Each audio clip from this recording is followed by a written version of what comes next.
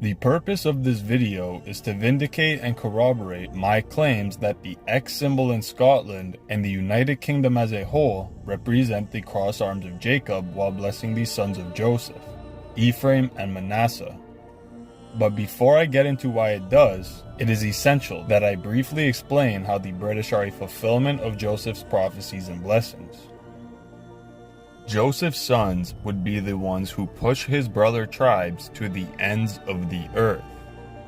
Joseph would be a fruitful branch, with his son Ephraim becoming a multitude of nations, and his brother Manasseh becoming one nation greater than the rest. When they were given these prophecies, Jacob crossed his arms, therefore creating an X, and blessed Ephraim, the younger son, first, therefore making him the birthright tribe. Furthermore, the watchman of Ephraim refers to his tribe as O Isles. So where is there a nation symbolized by an X in the Isles who becomes a multitude of nations? Well, this is the British Commonwealth, and his brother Manasseh, who becomes one nation greater than the rest, is USA. Of course, in Hebrew, Barit means covenant, and Ish means man. So the British are the covenant men. And the reason they are the covenant men is because they are the birthright sons of Israel. Now, to save time, I will not go too in depth as to how they are the birthright sons of Joseph. For more information on this, you can go to my video on Ephraim, Israelites in Britain. Ephraim is a cake unturned. The lineage of King David and Solomon, where I explain the 3 overturns and how they tie into Britain. Or even my video on Deuteronomy 28, where I briefly explain why colonization does not invalidate them as Israelites, but rather proves that they are the Israelites. In these videos, you will see that Scotland and Britain are the fulfillments of Joseph's prophecies, and therefore the X indirectly and directly signifies Jacob's crossed arms while blessing the birthright sons Ephraim and Manasseh. But the primary and official meaning of this symbol is that it represents the martyr of the Apostle Andrew. Because of Andrew, people will often deny this symbol's connection to Joseph. But in this video, I will show how Andrew rather corroborates this symbol's connection to Joseph. See, Andrew was sent to Scythia, and in the Scottish declaration of our growth, we read that we know from the chronicles and books of the ancients, we find that among other famous nations, our own, the Scots, have been graced with widespread renown. They journeyed from Greater Scythia, by way of the Tyrrhenian Sea and the Pillars of Hercules, and dwelt for a long course of time in Spain amongst the most savage tribes. But nowhere could they be subdued by any race, however barbarous. Thence they came 1,200 years after the people of Israel crossed the Red Sea, to their home in the west where they still live today. See, the Scottish actually descend from the region of Scythia, where their patron Saint Andrew was sent. And we know that the apostles were only sent to the lost sheep of the house of Israel. And it makes absolute sense that Andrew would go to Scythia because the Israelites were sent beyond Babylon. This is into Scythia. My father is mostly of Scottish descent, and on his My True Ancestry results, we see that he is partially Scythian, as well as numerous other tribes that descend from Greater Scythia, such as the Gauls, Gepids, Scordisci, Visigoths and Ostrogoths, and numerous other Celtic and Germanic tribes. And to show that the Scottish-Scythian connection is not just a massive reach, I will play a brief clip from Ashologos describing the appearance of these Scythians, and how it's literally identical to the stereotypical identification of the Scots. I think it's fitting to begin our description by calling them fiercely independent.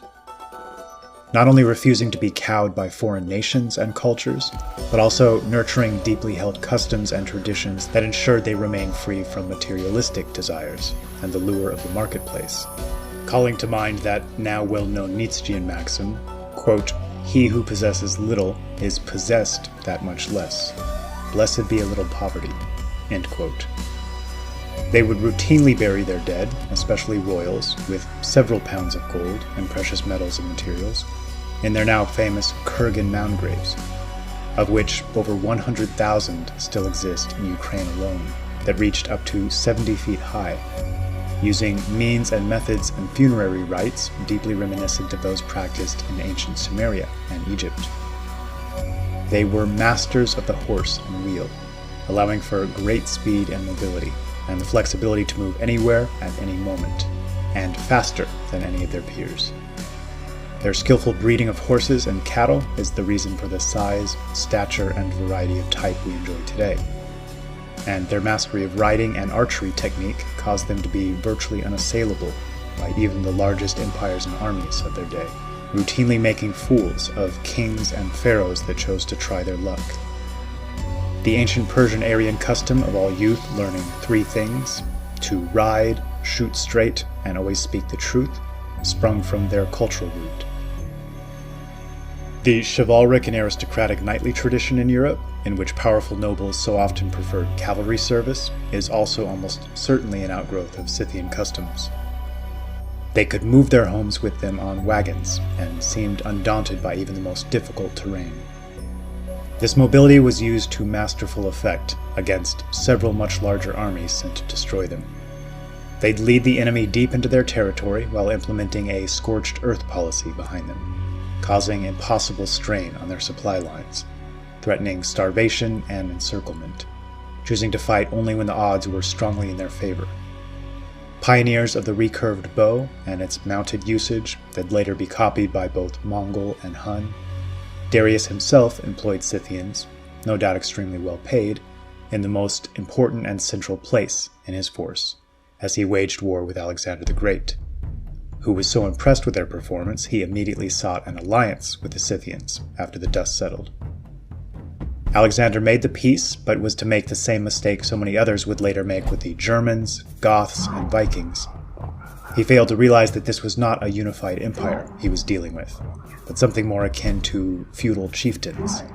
Making an alliance with one doesn't guarantee he doesn't have a brother or a cousin with just as large a force. And soon, Alexander found himself staring down a large force of Scythians across the river Tanai, reportedly stating with defiance that he'd never dare lay a finger on men such as them. Yet if he did, he'd soon discover the difference between men like themselves and Asiatic savages. As I mentioned in the previous video, I think it's most helpful to picture the Indo-European route as spreading out in successive waves, with these waves often conquering or establishing new nations, only to have newer and older waves crash into one another. At the center of this ocean were those who Herodotus calls the true Scyths, or the royal Scyths, their aristocracy residing at the heart of their territory to which all other Scythians seem to willingly serve, and which Herodotus refers to as the largest and bravest of the Scythian tribes, which look upon all other tribes in the light of servants. These royal Scyths prohibited the enslavement of foreign peoples, and it's said they were served only by true-born Scyths of pure blood. So what did they look like? Modern historians seem intent on portraying them as an Indo-European and Mongoloid mixture, though none of the hard evidence seems to point in this direction, especially the further back one moves through time. And this seems to be the all-too-common error brought about by associating them with the peoples existing today in the regions they roamed so long ago. Thankfully, we've been left with several first-hand descriptions and a wealth of art created by themselves and surrounding nations, depicting their style of hair, dress, and their facial features. To go over a few of these descriptions, Herodotus describes the Budini of Scythia as red hair and gray-eyed, Hippocrates speaks of their ruddy skin, Erismapes of their fair hair, a 2nd century BC envoy from China named Zhang Quan speaks of their blue eyes, as does Pliny the Elder and the Greek philosopher Polemon. The 4th century historian Marcinellus speaks of the Alans, direct kin to the Scythians, as being tall with blonde hair and blue eyes. It seems much of the Mongoloid admixture probably happened over time, across every nation in which those tribes that didn't move west ended up putting down their roots, as not a single ancient description describes them with physical features that might be deemed Asiatic. Historian Tamara Rice states, quote, "In fact, until sometime in the 5th or 4th century BC, the predominant inhabitants of even western Siberia were a fair-haired people of European origin, and it was after that date that an influx of Mongoloids resulted in a very mixed type of population." And what became of those that moved west? I believe we know these as the Yamnaya people that moved into Europe in waves, starting around 2000 BC. That people most closely resembling the Scythian culture and way of life would undoubtedly be the Goths. Many historians prior to World War II had such trouble drawing dividing lines between the Germanic and Celtic and Scythian peoples that they considered distinctions to be arbitrary. And Sharon Turner, in the History of the Anglo-Saxons, states, "The Anglo-Saxons, Lowland Scotch, Normans, Danes, Norwegians, Swedes, Germans, Dutch, Belgians, Lombards, and Franks have all sprung from that great fountain of the human race, which we have distinguished by the terms Scythian, German, or Gothic." Burials found near Brandenburg dating to the 6th century BC are yet another clear testament to their presence.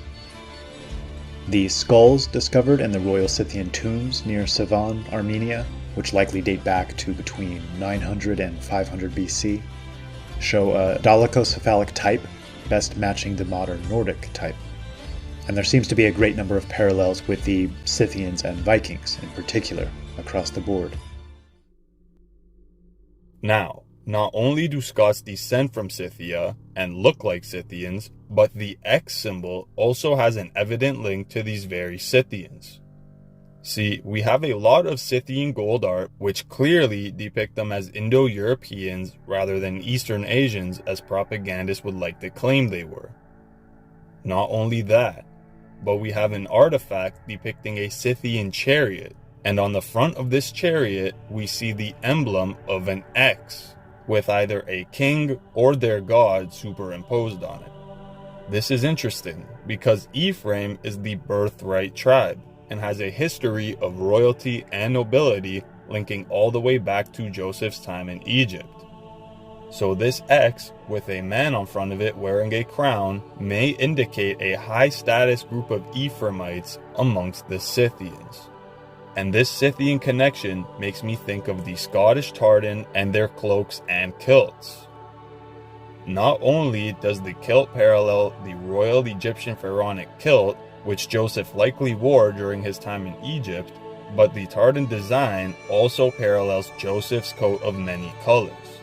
And here's a brief excerpt from one of my early videos describing the cotonet pasim, which is what the translation of Joseph's cloak was.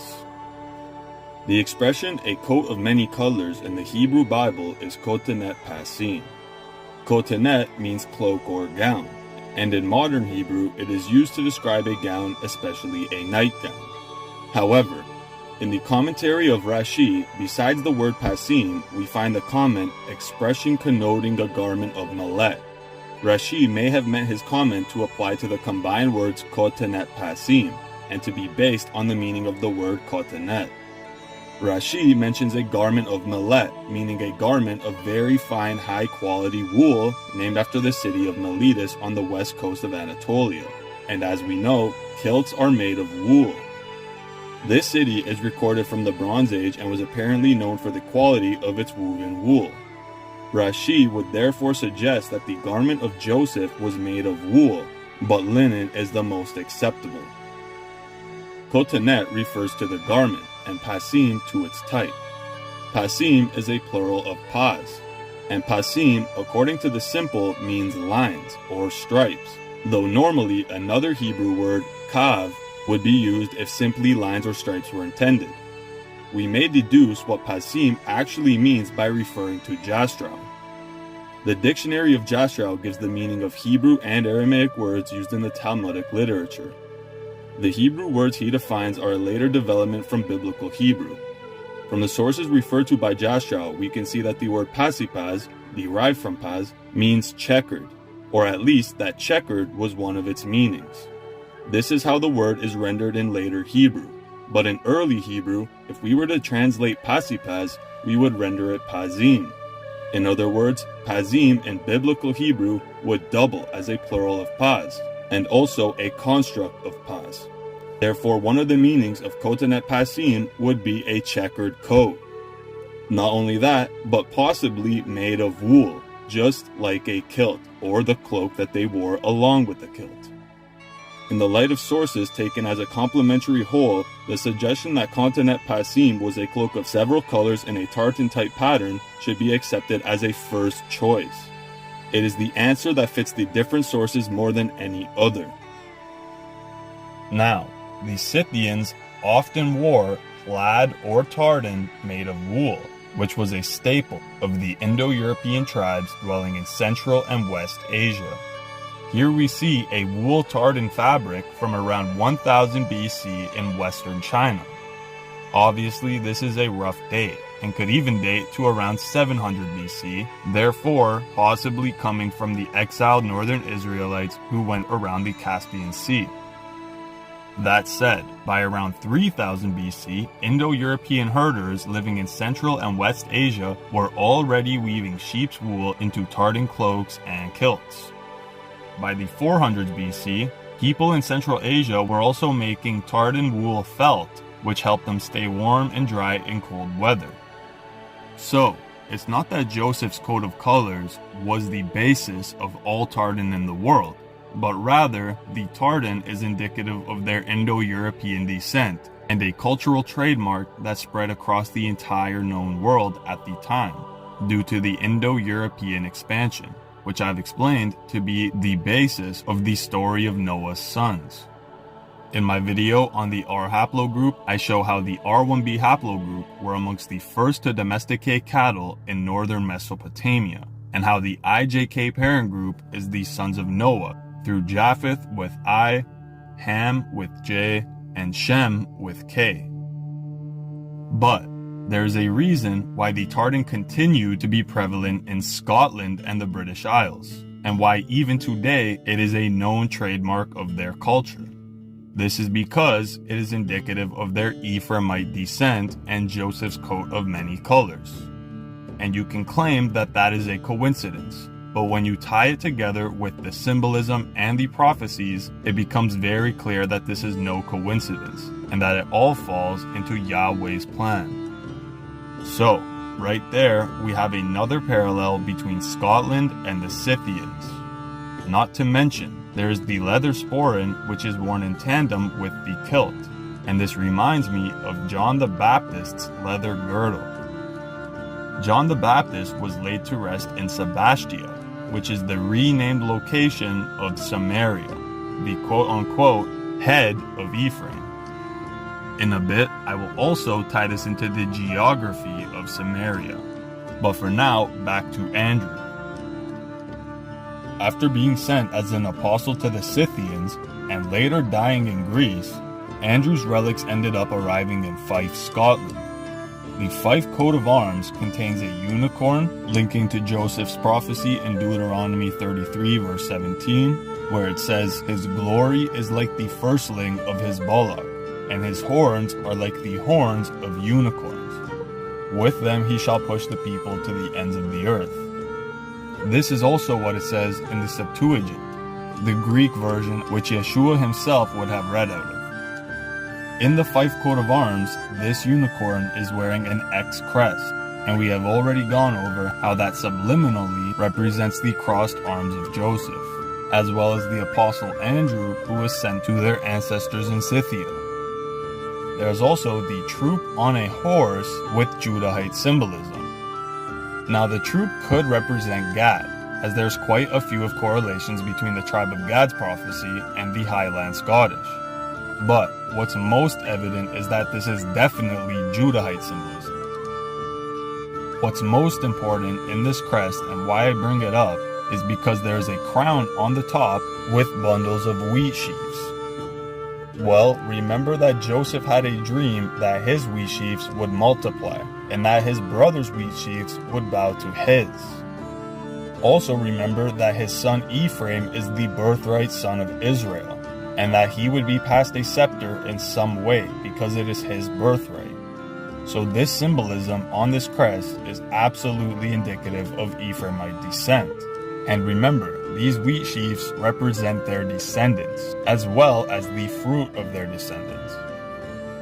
Joseph is a fruitful branch who climbs over the walls as archers try to shoot at him. His enemies will grieve him. Also notice the phrase at the bottom of the crest, which says honesty and justice. Well, these are two prominent traits of Joseph. And on the note of honesty, Joseph told the truth even when it was seemingly detrimental for him. For example, he's what most people would call a snitch. And this is what put him in bad terms with his brothers and got him sold into slavery, where he ended up in Egypt. Obviously, his honesty worked out for him in the end, because his captivity in Egypt was a blessing in disguise, and actually led to his brothers bowing down to him. This would be carried on throughout history, as Ephraim is the birthright tribe. But on the note of wheat again, it was actually the Apostle Andrew who found the boy and gathered the wheat/barley loaves for Yeshua to multiply.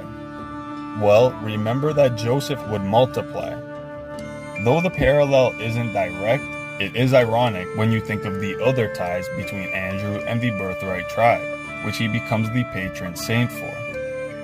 Just like Andrew multiplied the loaves, Joseph will be multiplied and climb over the walls while archers shoot at him and his enemies grieve him. This is a Hebrew metaphor for colonization.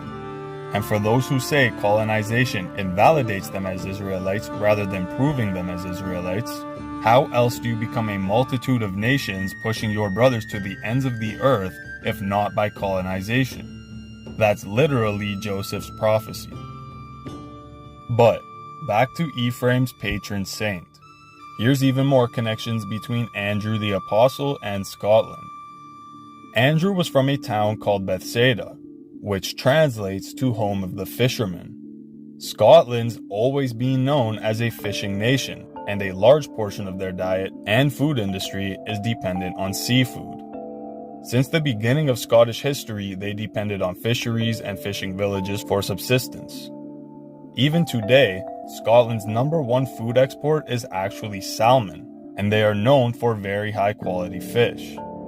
Wikipedia states, fish have been recognized as a major food source from the earliest times. By the medieval period, salmon and herring were important resources and were exported to continental Europe and the towns of the Hanseatic League in particular.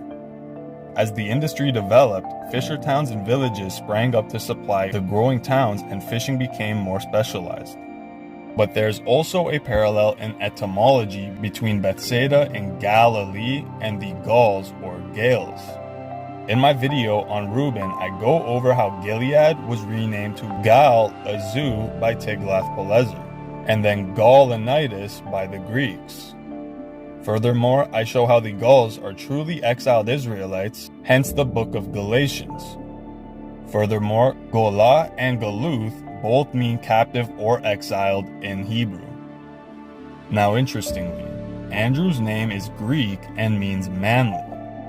Well, Scotland's a nation of quite manly and rugged men, especially up in the remote areas of the Highlands, which parallel the hill country of Ephraim. They live almost exactly how Andrew and his teacher, John the Baptist, did, essentially surviving off the land in remote areas while fishing and hunting. One article online states, while that rings true for pretty much all of Scotland, fishing in the Scottish Highlands is renowned for its famous salmon rivers and wilderness trout lochs. Whether you're rod fishing, deep sea fishing, or fishing on a loch, you'll find a range of species of all sizes. Now, we know John the Baptist was the second Elijah, and that there will be a third Elijah to appear before Yeshua's return. I highly recommend you go watch Nick Vanderlane's series, Identifying Elijah, where he ties this figure into the watchman of Ephraim, who speaks to the Ephraimites from afar and refers to them as O Isles. Who is that? The British Isles.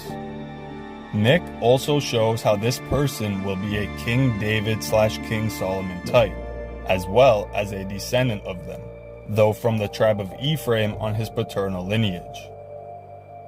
Something I find extremely interesting is that this figure also has some parallels to the Apostle Andrew, whereas the third Elijah will be Yeshua's right-hand man and co-regent, as well as an Ephraimite, which is the firstborn tribe. Andrew was Yeshua's first called, and numerous passages indicate he was one of the closest apostles to Christ. See, Peter, James, and John were likely the three closest, but what's of significance is two things. Whenever the apostles are being listed out, it goes in the order of Peter and Andrew first. In John's Gospel, there's a moment when some foreigners visit Philip and ask him for an audience with Christ. Before even going to Yeshua with this request, he went to Andrew, and only then they together went to Yeshua. Essentially, Andrew was acting as a middleman or a filter for requests. Now this is also significant. Andrew started off under the second Elijah, which was John the Baptist. So essentially, Andrew, who started off under the second Elijah, John the Baptist, then becomes the patron saint of Scotland, the firstborn tribe of Ephraim's first nation. Nick also brings up how the third Elijah will be stubborn and hard-headed, which is a stereotypical trait of the Scottish. Furthermore, they're also known to drink quite a bit, and we hear in Isaiah that the Ephraimites were drunkards, so this is a reoccurring habit. This all seems to tie the third Elijah to Scotland, where there has been numerous King Davids and a ton of lion heraldry. The royal banner of Scotland is a prime example, the Judahite lion surrounded by fleur-de-lis, which was Solomon's royal insignia. So to finish off, I understand that these correlations aren't direct, but it is absolutely ironic and shows that there is a plan behind everything. There are so many signs leading us to the truth, and though you may have to think a bit and tie things together, the connections are still there. God is the designer of everything and knows what will happen before it does. So everything has a purpose, and many things hold prophetic meaning, such as Andrew, the apostle to Scythia, ending up as the patron saint of Ephraim, and the place he landed in just so happens to have all that Ephraimite symbolism on its crest. Not to mention the parallel between his tie to Galilee and the Gaels, as well as a fishing community and how Scotland is known for its fishing, or John the Baptist's girdle and the kilts, or Ephraim being the birthright, Andrew being sent to the Scythians and the Scythians wearing tartan, which is indicative of the birthright tribe, and the Scythians having an X on their chariot, which the X is also a sign of Ephraim and Manasseh, modern-day Scotland in the British Commonwealth, which is symbolized by an X, which also symbolizes the apostle sent to Scythia. It all ties together, and this is all indicative of where the Elijah will come from. And I get that is contingent on the Ephraimite prophet and the watchman of Ephraim being the same person as Elijah, but Nick makes a very compelling case. So thank you all for watching, have a great day, and stay blessed.